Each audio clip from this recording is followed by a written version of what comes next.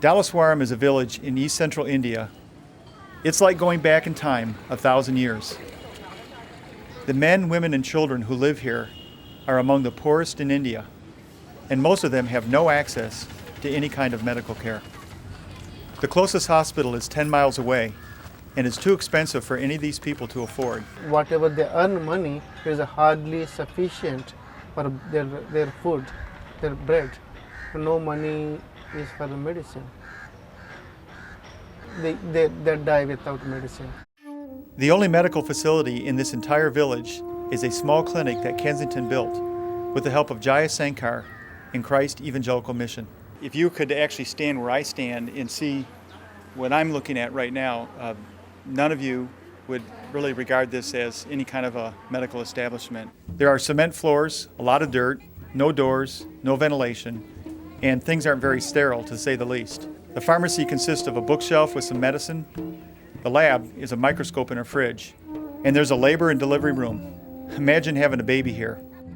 And finally, an operating room for basic surgeries like hernias and tonsillectomies. I am the chairman of Hindu temple, Shivalayam.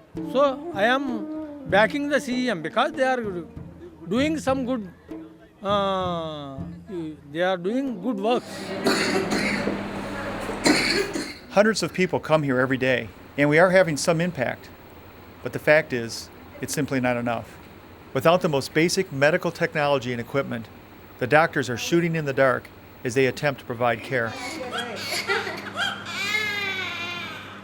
The majority of women in India, when it comes time to have a baby, still have their baby in their home, which is fine most of the time unless there's a complication. Well, the one woman that we've met here in the clinic had a complication. She couldn't give birth to the child naturally, and so they really had to rush her here to the clinic, knowing that they would have a doctor and a nurse available to help them, and they had to do an emergency cesarean, and a healthy baby was born. A mother was taken care of.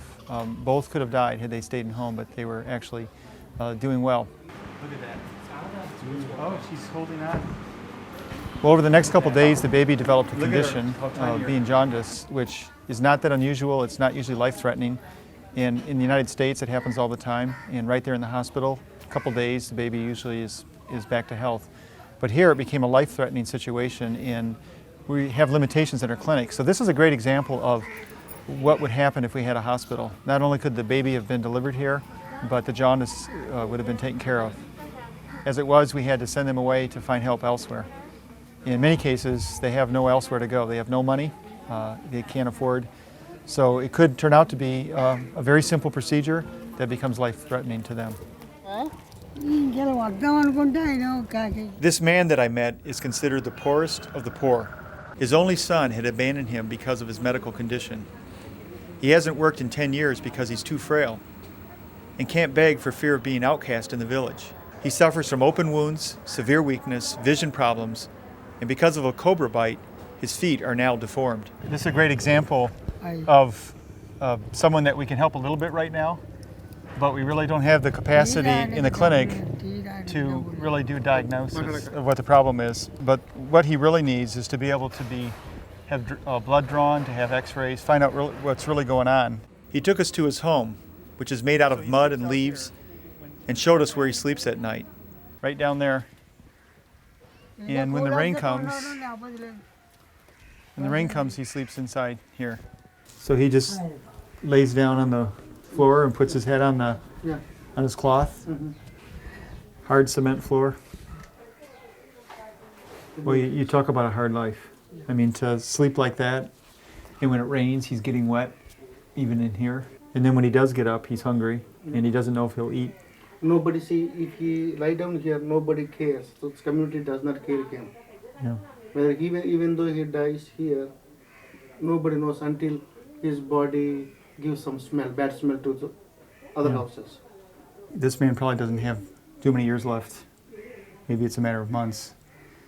When he gets to the end of his days, and his family recognizes, or whoever around us recognizes that he doesn't have much time left, maybe the hospital's a place where he can come and die with some dignity as well.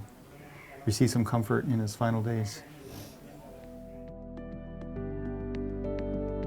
Our dream is to build a fully functioning hospital on this piece of land that would help this man and thousands of others who need help.